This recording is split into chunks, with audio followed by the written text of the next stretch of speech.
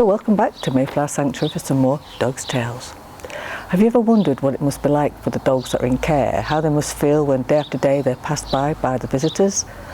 Well, you're going to find out today, as you're going to need your tissues. So coming up on today's show, we see how Akai and Jess get on at the vets. We see how Jess copes with daily rejection. Val takes us through the rehoming procedure, and Roy gets his forever home. All coming up. The local vet visits the sanctuary once a week for routine injections and for treatment. This week it was the turn of Aki from Romania, who was here for her routine injections, but also for Jess, who was having stitches removed after surgery for a tumour. Right, who's this? This is Akai. Where's he come from? Romania. How long's he been here for? Since Saturday.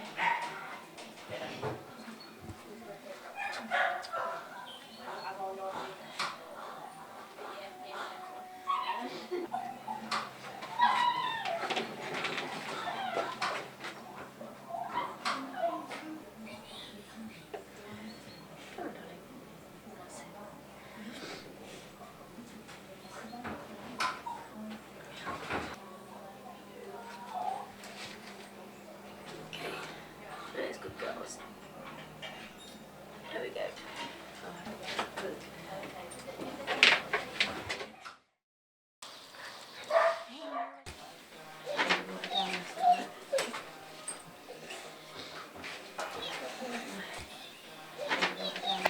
2 weeks now, isn't it? Yeah, let me just check, but I'm sure it's 2 weeks because she looked at him last week and decided to leave him. What's that? Oh, it's just a skin tag.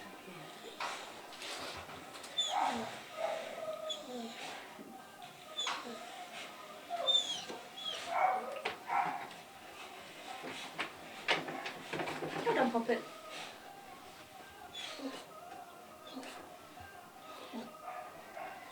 That's done. This one's a bit tight, don't it? That's done, sweetheart. A bit tight. That's it.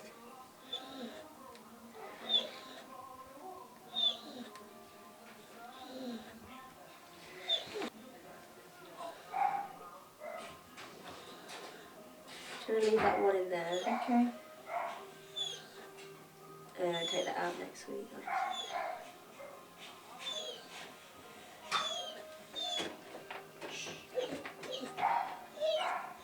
Nearly finished. Good girl.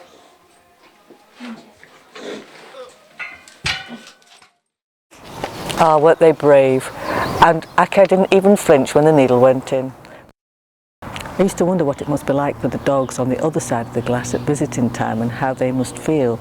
So I fitted Jess out with a doggy cam to check it out. But first of all, let's hear Jess's story.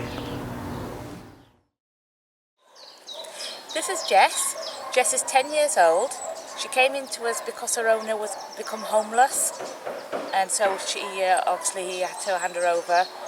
She has had some medical problems with the lumps, which have been removed by the vet, and she's okay now.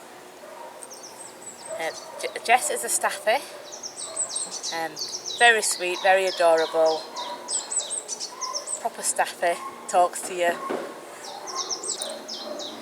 Jess does get on with most of the dogs. We don't know about cats. She hasn't lived with cats, but she's very friendly towards other dogs, and as you can see, very friendly to everybody, wants cuddles. She just wants to chill out and relax a little bit, but she doesn't enjoy lots of walks and play. She does like to play.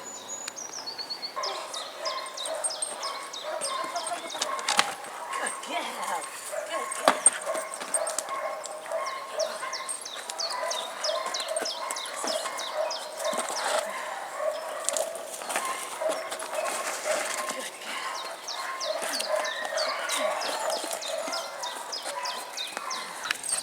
Alright, darling.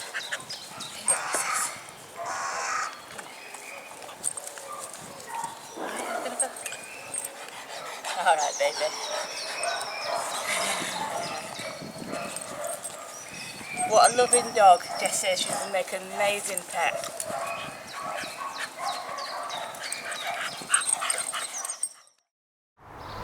How can such a lovely dog be passed over day after day? Get your tissues at the ready now. Sorry.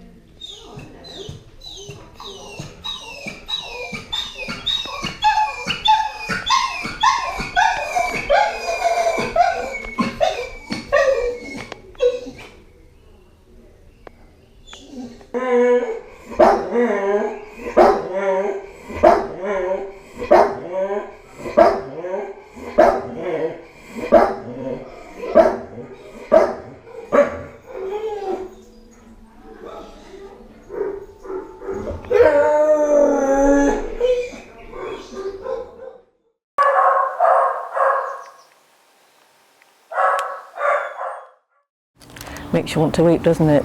So maybe after watching this, somebody out there will be able to offer her a forever home that she really deserves. Mayflower has a very strict rehoming policy, which is absolutely the right thing to do, as many of these dogs have experienced neglect, ill treatment or abandonment. So I asked Val to take me through the procedures. We have a robust process for rehoming animals here at the centre. The first thing that we do that some of the rescue centres don't is that we are open to the public for a couple of hours each afternoon, longer at the weekends, and we do encourage, if someone's interested in a dog, for them to come and visit the dog first. So we wouldn't take a reservation from somebody for a dog or cat without them first coming to meet the animal. If they are seriously interested in rehoming that animal, then they will have a chat with the kennel carer who is responsible for that particular house. They'll be able to tell them more information about the animal they're wanting to rehome, and we insist with dogs that the prospective new owners have the dog in the paddock, which is fully self-enclosed, and have the dog off the lead, and also interact with it, and that all family members who are going to be living in the house actually meet the dog. Once the prospective family have met the dog and they're happy that it is the dog of their choice, we do ask if there's any members of the family under 5 years old. If there is, we need to look at that carefully. We generally do not rehome a dog with children under the age of 5 unless we know the dog's previous history, i.e. that it's lived with children and been fine with them. If the prospective owners have got another animal, such as more dogs, then we do insist on a meet and greet with the new pet and their current dog to see if they get on. If the new owners have got a cat already, we do what's called a cat test with the dog, take it down to the cattery and see how it reacts to cats. And sometimes that's good, and sometimes that's not so good. So we do insist on a 5-foot secure fencing or similar right round the garden. And if the new owner's not got that, we allow them a certain amount of time to fix that fencing. Once that's done, we arrange a home visit from one of our coordinators. They will go out and do a home visit. They're volunteers, they do it in their own time, and they will assess the home where the dog's going to be living, and sometimes the cat too. We sometimes do home visits for cats. Once that's passed, we do insist that new owners for dogs attend a dog listening session that's delivered every Saturday morning before they can take their pet. This is a fantastic opportunity to learn some tips on how to rehome a rescue dog. It helps the owner in relaxing with their new dog, knowing what measures to put in place, knowing what behaviour, how to behave. It relaxes the dog, and also it prevents the yo-yo dog, the dog that comes back and forward and is constantly going out and coming back in again. So it helps everybody, and it helps us because one dog goes out and we can then take another one in. So the new owners attend the dog listening session. Once that's finished, they then sign an adoption contract, pay a donation fee, and the dog is theirs to take. A few days after they've taken their new pet home, we will contact them by telephone and just check if everything's going okay. If everything's not, we can give advice on what to do and perhaps refresh the dog listener session that they had on that Saturday morning.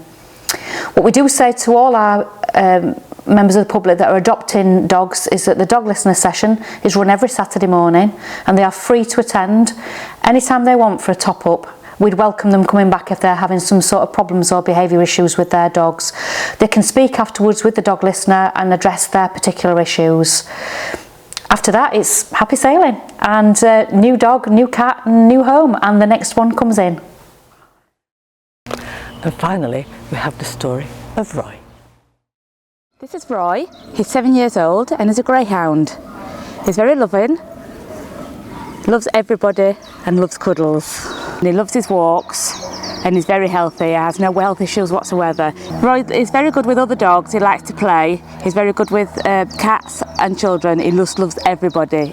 Greyhounds don't need a lot of exercise, even though a lot of people think that they do with being racing dogs, but they are quite lazy and love a comfy armchair to sleep in. Don't you, kid?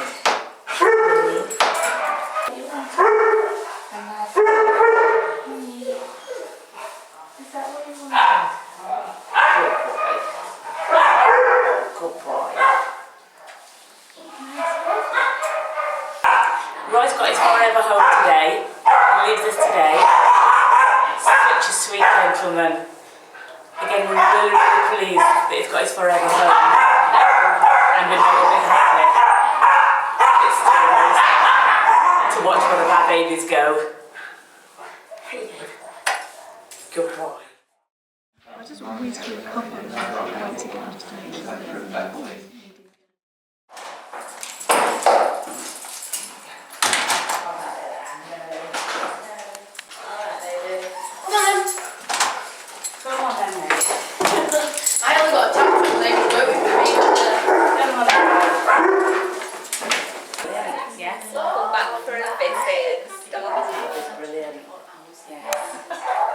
You used to do this, didn't you? Yes. Yeah, got time for cuddles, Lou.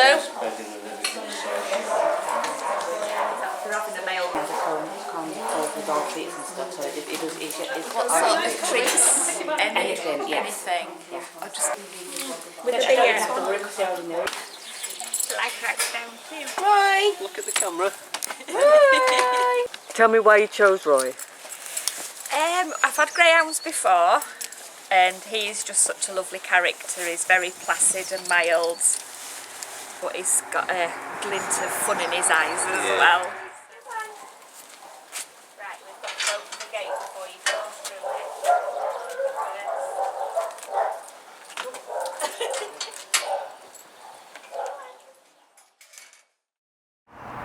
Well, Roy has now found his forever home with his volunteer walker, Sarah. Now, she fell in love with him on their weekly walks, which is absolutely understandable because he's absolutely adorable, as you can see. So I went out to visit him at his new home, and his new dad, Peter, is telling me how he's been settling in. Let's take a look. My wife had been volunteer dog walking for probably 5 to 6 weeks. I joined her. We took Roy for a walk, and immediately I fell in love with him. He's so perfect, easy temperament. Took him out the second week, same thing again, and I think by the third week that was me hook, line and sinkered.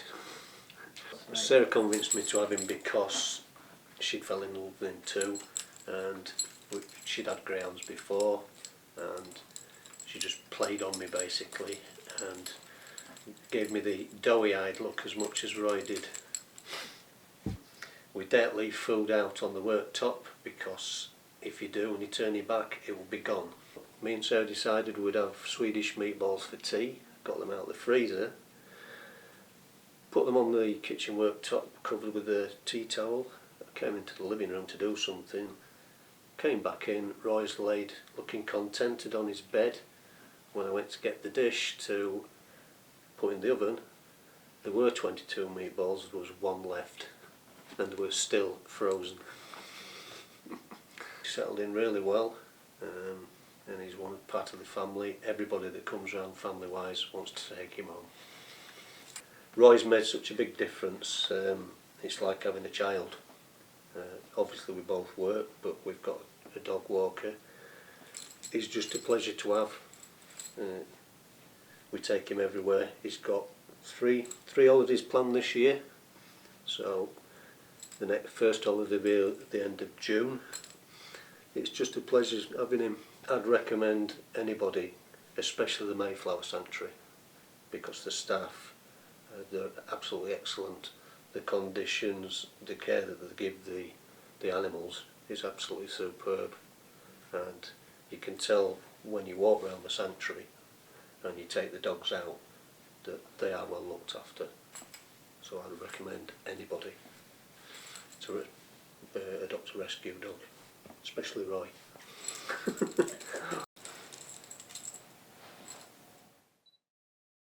Isn't it lovely to see these dogs that are now so happy? Well, sadly that's all for today, so catch me next time for more Dogs Tales.